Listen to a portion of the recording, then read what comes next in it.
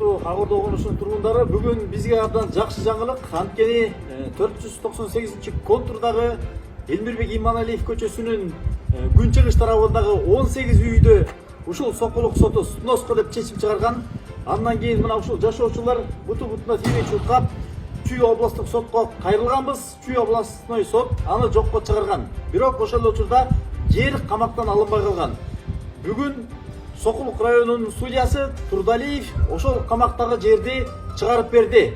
Ушул жашоочулардын атынан судьяга, Сокулук сотуна, Чүй областной сотко терең ыраазычылык билдиребиз.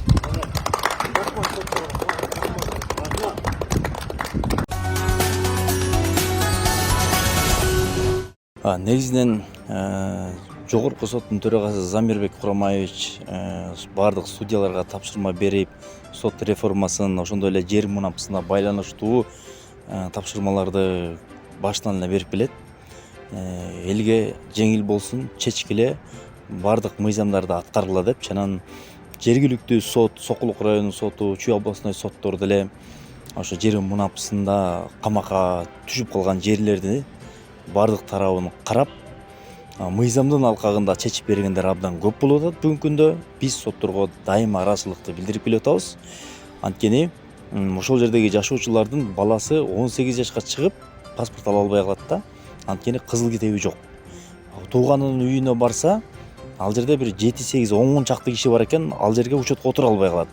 Ушул эң чоң көйгөй болуп келген да. Анан элдер кызыл китеп алганда чуркап барып эле дароо кыздарын, балдарын учетко отургузуп атат. Мунун бардыгы ошо сот системасы, бардык соттор камактагы жерди чыгарып берип, элдер кызыл китеп алгандыгынан анан жеңилдик болуп, жашоо шартка ыңгайлуу болуп атат да. Турмуш жолундагы өнүгүү жолдун биринен бири деп айтсак болот бул жолду. Ошон үчүн негизинен бул Ак Ордо маселеси абдан татаал болчу. Буга чейин сотторду деле ушул документарный карап, бул жерлер үлүш жер экен деп артка кайтарган учурлар болгон.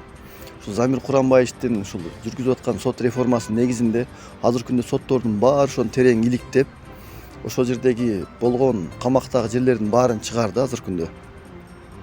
Ошон үчүн ушундан пайдаланып ушул жогорку соттун төрагасы Замир Курамбаевичке терең ыраазычылык айтабыз ушу элдин атынан. Азыркы күндө эми ушул сот аткаруучулар тарабынан коюлган аресттер калган. Ал жерде да кичине түшүнбөстүктөр болуп атат. Азыркы күндө ушул процесс дагы жүрүп баштады бүгүндөн баштап. Ошонун териштирүү иштери эмне себептен коюлган, буга дагы ишенебиз, Кудай буйрса жакын күндөр чечилет деп.